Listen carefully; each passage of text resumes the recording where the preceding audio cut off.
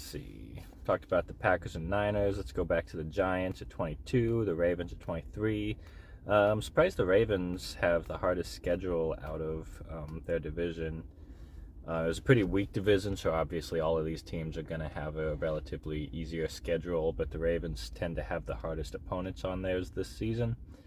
But I think a lot of it depends on just how good the Steelers and the Bengals are going to be this year as well.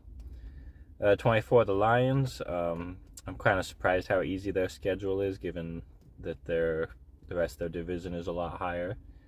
The Commanders, 25, Panthers, 26. The Panthers, that makes sense. Pretty much everyone in that division is going to have an easy schedule. The Bucs were a little higher for some reason.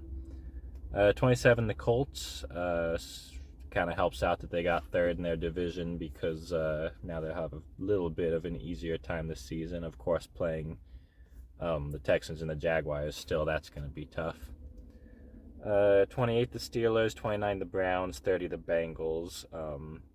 Really interchangeable with these guys here, but it just comes down to, I think, how tough some of these teams will be, like the Ravens, the Steelers, and the Bengals.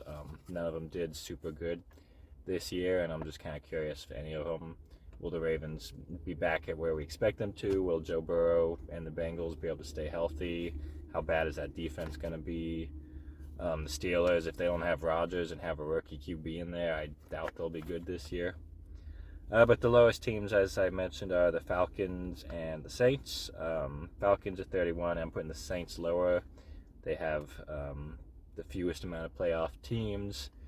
The Saints, they only play 4 of their 17 games are against playoff teams, and 2 of those are against the Panthers. So definitely an easy schedule incoming.